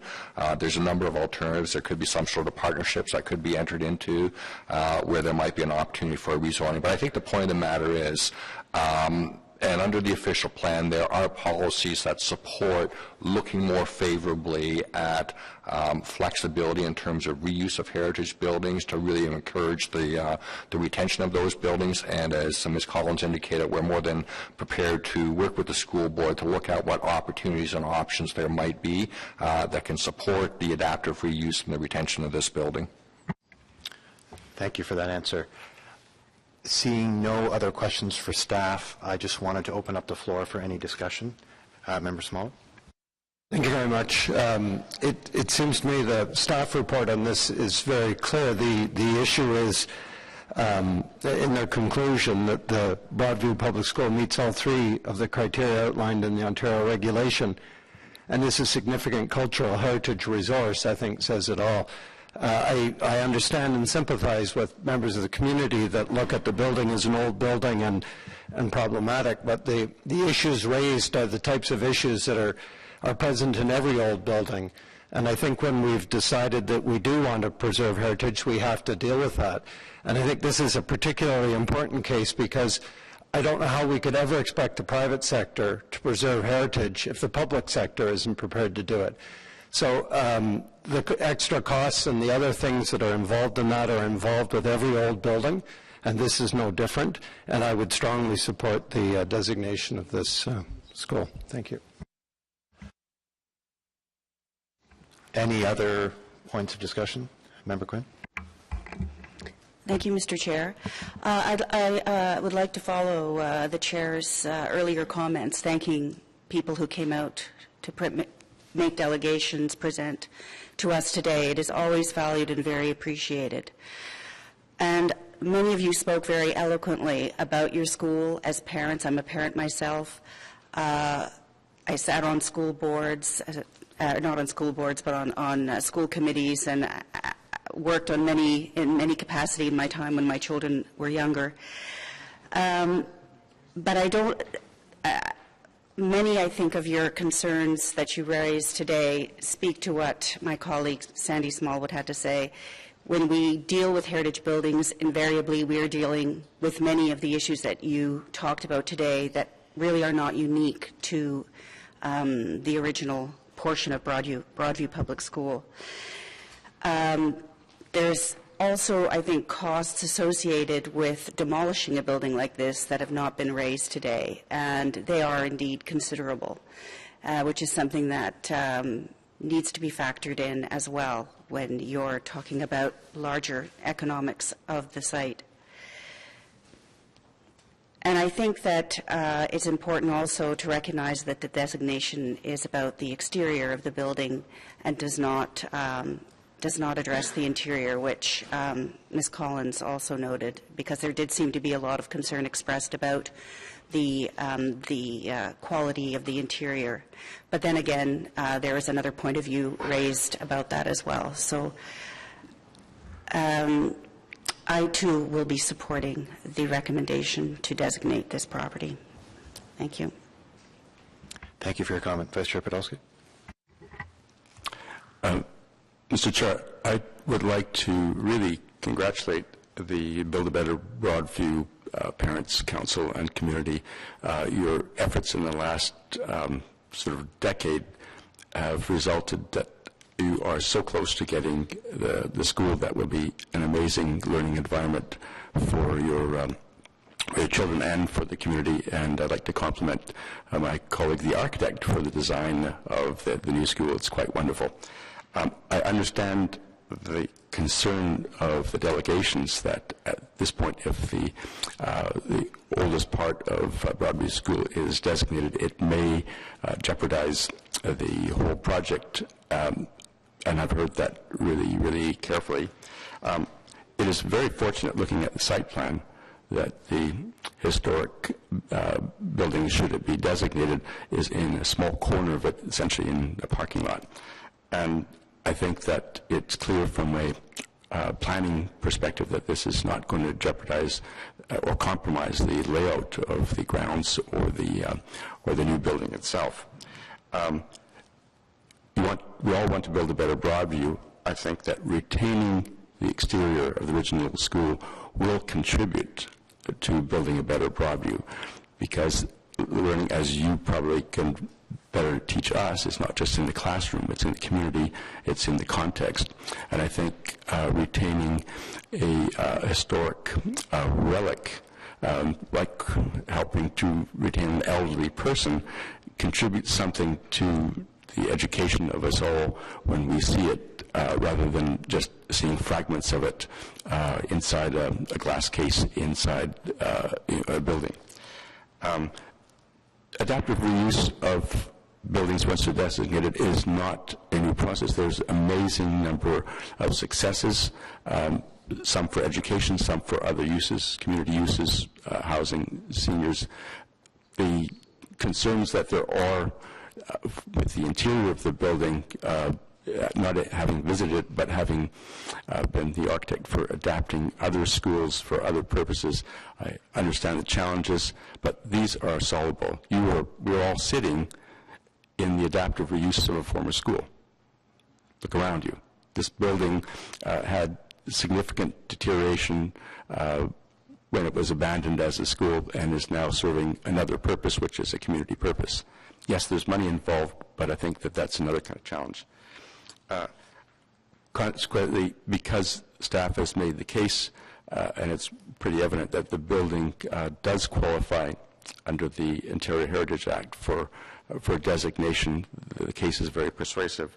I too will be supporting the staff report for designation. Thank you very much. Councillor Leeper. Thank you, Mr. Chair, and this is my first time, I think, meeting a number of you, so congratulations to the members on your appointments. I am a proponent of maintaining of strong protection for heritage in our city, and this school is located in a community that is undergoing really rapid change. You can take a look at the number of new homes just on Broadview, and throughout the broader Westboro community, the nature of our community is changing and is going to continue to. And I think it's important that we preserve these touchstones with our past. My support as the ward councillor in this neighborhood for the building is predicated on my confidence that the new school will be built as it was presented to parents, on time and on budget. I am not one of those who would propose to put students in this building, and I'm certainly cognizant that that leaves a couple of different options for what might happen here. The building may sit vacant. I'm relatively confident that we can make an adaptive reuse of the building within fairly short order. The school board doesn't have a lot of vacant property sitting around, and there's a strong need for community amenity space in this area. It may be sold as well. Or an adaptive reuse sit vacant or be sold. I leave it to you to determine how you want to vote on this, and I'm really pleased to hear that it's so supportive. But just understand where I'm coming from.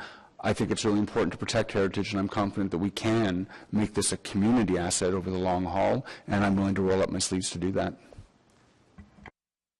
Thank you very much, Councillor. We appreciate the comment and appreciate you coming out to join us this morning. I see no other requests for the floor, so it's time to turn to the recommendation before us, that the Built Heritage Subcommittee recommend that Planning Committee recommend that Council issue a notice of intention to designate Broadview Public School under Part 4 of the Ontario Heritage Act according to the Statement of Cultural Heritage Value attached as Document 6. Is the recommendation carried? Carried. Okay, I want to thank staff for joining us this morning on that. I know you're staying for other items, but thank you very much for the presentation. Thank you again to the public who came out for this item. If you don't want to stay for the remaining items, we understand, and we'll turn in a moment to the next item on our agenda.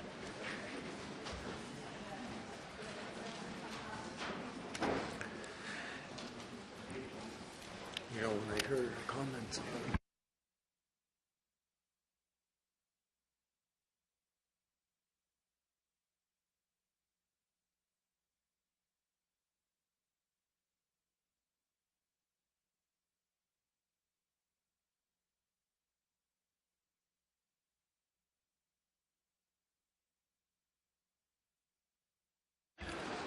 Okay, as I would ask members of the public if you can leave fairly quickly because we have other business to conduct.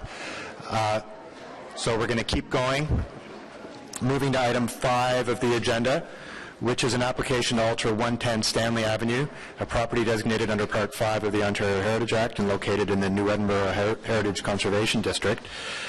There are no registered speakers for this item, so I'm going to ask committee members whether or not, in reviewing the documents, you have any questions of staff. The staff recommendation is to support the application.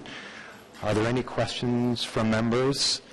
Seeing none, I don't think we need a presentation, and I will then ask whether we, on the recommendation before us, carried. That was straightforward. So moving to the next item on our agenda, we have the designation of St. Anne's Rectory at 17 Myrand Avenue under Part 4 of the Ontario Heritage Act. We have a number of emailed comments. We have someone in the audience who's prepared to speak in support of the staff recommendation, which is also in support of designation. So perhaps I will ask the same question. Are there any questions from committee members of staff? Mr. Vice Chair? I just wondered if staff could make a 90-second presentation on this, if possible, because it's important for the Lower Town neighborhood.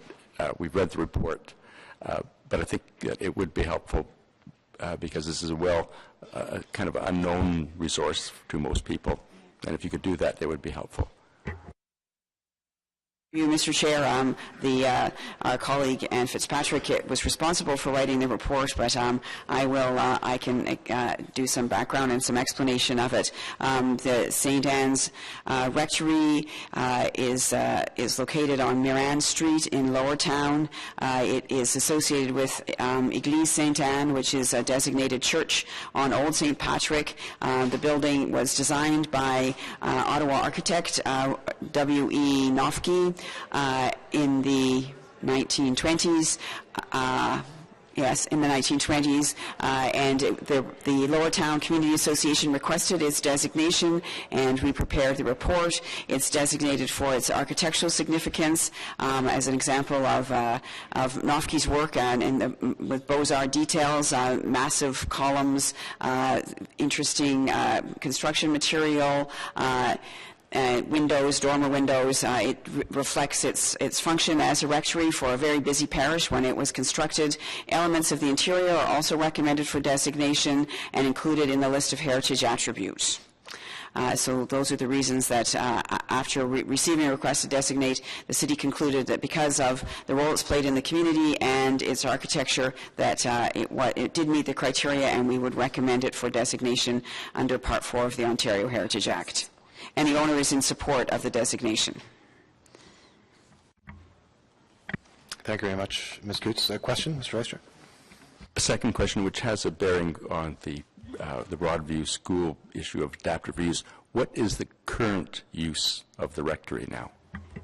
It is called the National House of Prayer, and I think that they purchased it. I think they own the building now, and the National House of Prayer, they're an organization that I don't know if they lobby. They pray on Parliament Hill, I think, for the good of us all.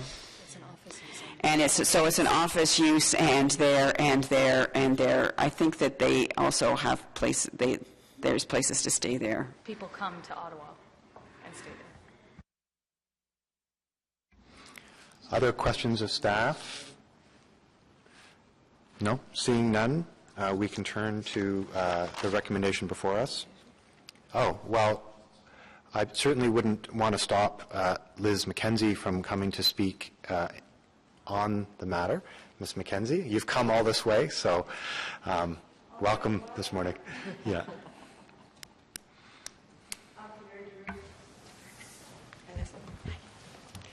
Hi, my name is Liz McKenzie. I'm the co-chair of the Heritage Committee of the Lower Town Community Association. Good morning, members and Mr. Chair. I've left a copy of our community newspaper, The Echo, with each one of you. There are a number of items in it on heritage issues that I hope you'll find informative. It's kind of a kiss and cry issue. So I'm speaking about Morand. I want to say that we support the designation of Morand. It's a historic landmark by Nofke. It's recognized by the community for all the attributes that are required for designation. We're fortunate to have a number of buildings in Lower Town attributed to Nofke, and the community is keen to have each one of them recognized in this way. Morand meets the criteria of the provincial policy statement, a criteria that in the definitions that we're looking to more and more, and that is that as a significant building associated with architectural, cultural, and social history, identified as the community as being important to our community. Research work by the community has begun on many other significant buildings in our community, including York Street School, the synagogue on King Edward Avenue, the Andrew Fleck Daycare Center on George, as well as threatened buildings on Rideau Street. We look forward to having these buildings join our historic community's list of designated buildings. And we hope that the Built Heritage Subcommittee will have an opportunity to request that increased funding for heritage research and studies be included in the 2015 budget to ensure that the important buildings in our community can be protected by designation. And finally, I'd like to thank the Heritage staff for their work on the file and the community members who assisted with the research. Thank you. Thank you very much. Any questions of Ms. McKenzie? No? Seeing none, I think we can turn to the recommendation before us that the Built Heritage Subcommittee recommend that Planning Committee recommend that Council issue a notice of intention to designate 17 Myron Avenue under Part 4 of the Ontario Heritage Act. Carried? Excellent. So that leaves us just with a few procedural items. Are there any notices of motions? No. Inquiries? None. Other business? Maybe just under other business, I will mention that we are scheduled to have our Call It What You Might retreat facilitated session on Friday, March the 6th from 9:30 until 12:30. We have a venue here in the building, and we'll be sending out a proposed agenda for that to members hopefully by end of next week, which will still give members a couple of weeks to comment if there are any things on that you'd like to see.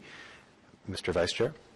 I just wondered whether this facilitated session, or whatever we're calling it, would have the opportunity of inviting some representatives from Heritage Ottawa to provide some additional expertise, if that would be possible.